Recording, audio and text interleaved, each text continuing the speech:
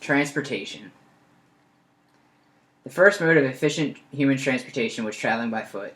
Soon after, humans utilized horses and donkeys as a more powerful way to haul goods. It wasn't until 500 years later that the wheel was created in present-day Iraq. The wheel allowed humans to transport large masses without the need for animals. Meanwhile, in order to navigate the oceans, a canoe was formed from dug-out trees until the Egyptians created a way to capture the wind power with a wooden sailboat. The Romans' most notable accomplishment was the creation of large interconnected roads originally intended for Roman soldiers to be able to march quickly throughout Rome. In order to efficiently trade goods, Romans built ships capable of carrying 1,000 tons. They effectively captured the power of wind via sails, along with the power of men paddling oars. Middle-aged travel was very uncomfortable and dirty. With the Roman Empire no longer relevant, roads began to degrade. Having to adapt to the now uneven wet ground, travelers began building carriages, meaning to be comfortable but lacking the necessary suspension. These carriages were either suspended by wheels and driven by horses, or lifted by men and walked with. By this time, creations such as the rudder and compass allowed for travelers to steer and know their location. Unfortunately, road conditions did not better in the 15th century. To combat that, a law was placed requiring men to work a certain amount on repairing roadways.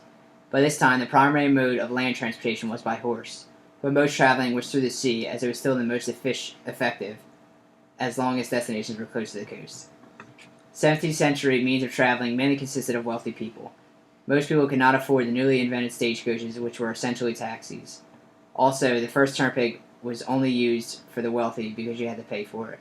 This century also saw the first mailing system created by Charles I, who named it the Royal Mail. As America's economy improved, new turnpikes were also created and maintained through funds from tolls.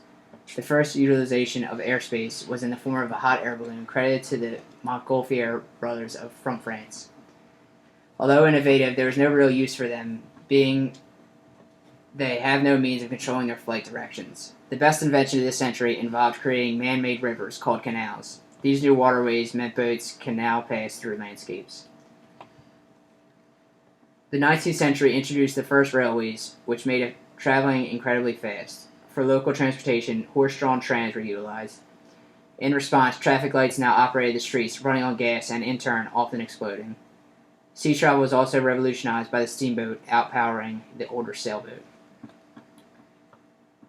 Transportation greatly improved during the 20th century. Although the first cars appeared at the end of the 19th century after the First World War, they became cheaper and more common. They increased in number after World War II. By 1959, 32% of households owned a car, yet cars only became really common in the 1960s.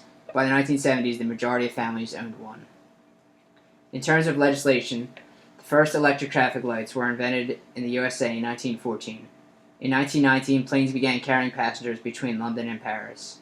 Insurance for motorists was made compulsory in 1931. Also in 1931, an American called Rolla N. Harger invented the first breathalyzer, which paved the way for the laws against drunk driving. A driving test was introduced in 1934. A Swede named Nils Bohlin developed this three-point seatbelt in 1959. Passenger jets were invented in 1952, but only the rich could afford this mode of transportation. Very few people could afford to go abroad, and foreign travel didn't start becoming popular until the 1960s. In 1970, Boeing introduced the 747 jet, which was the first jumbo jet. In 1994, the Channel Tunnel opened. There were innovations in high-speed trains, which include magnetic levitation trains, like the Shanghai Maglev train, which has a maximum speed of 360 kilometers per hour. In 2015, President Obama passed the FAST Act, which was the first federal law in over 10 years to provide long-term funding certainty for surface transportation. The FAST Act authorizes $305 billion from 2016 through 2020 for the Department of Transportation's highway and motor vehicle safety, public transportation, hazardous material safety, and research programs. Clearly, we've come a long way as humans, from walking in canoes to magnetic levitating trains to self-driving cars. Who knows what the future holds?